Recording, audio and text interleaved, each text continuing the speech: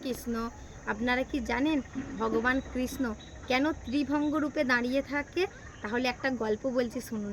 একবার একটা অযোধ্যার ভক্তের সঙ্গে একটা বৃন্দাবনের ভক্তের দেখা হয়েছে। তখন সেই অযোধ্যার ভক্তটা বৃন্দাবনের ভক্তকে বলছে যে তোমার কৃষ্ণও বাঁকা, কৃষ্ণ যেখানে থাকে সেটাও বাঁকা, আর কৃষ্ণের আচরণও বাঁকা, কিন্তু আমার রাম হচ্ছে সোজা, আমার রাম যেখানে বসবাস করে সেটাও সোজা, আর রামের আচরণও সোজা। সেই কথাটা শুনে বৃন্দাবনের ভক্তের একটু রাগও হলো, একটু কষ্টও হলো। সে বাঁকে বিহারীর মন্দিরে গিয়ে মন্দিরে বিগ্রহকে বলছে, বিহারীজিকে, যে বিহারীজি তোমার নামে এরকম করে বলছে, বলছে আর কাঁদছে। তখন ভক্তের চোখের জল দেখে ভগবান কি সহ্য করতে পারে?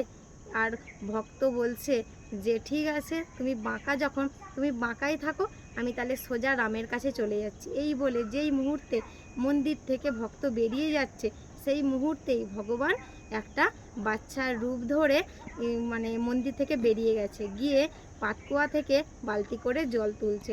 তুলতে তুলতে হঠাৎ করে দড়ি ছিঁড়ে বালতিটা পাতকুয়ার মধ্যে পড়ে গেল।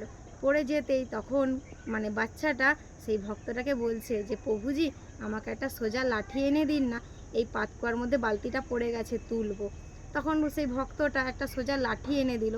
লাঠি দিয়ে যখন একবার চেষ্টা করছে কিন্তু বালতি আর উঠছে না। তখন সেই ভক্তই আবার বলছে, প্রভুজি সোজা লাঠিতে তো বালতিটা উঠবে না, একটা বাঁকা লাঠি দিয়ে বালতিটা তোলার চেষ্টা করুন, তাহলে হয়তো উঠতে পারে।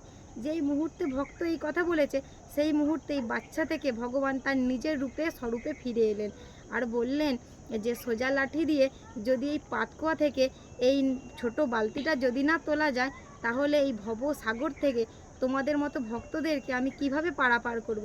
তাহলে তো আমাকে বাঁকা রূপেই থাকতে হবে। তাই জন্যে ভগবানের যত আলেখ্য বা বিগ্রহ যাই দেখবেন, তাতেই দেখবেন যে ভগবান কৃষ্ণ ত্রিভঙ্গ রূপে দাঁড়িয়ে আছে। হরে কৃষ্ণ।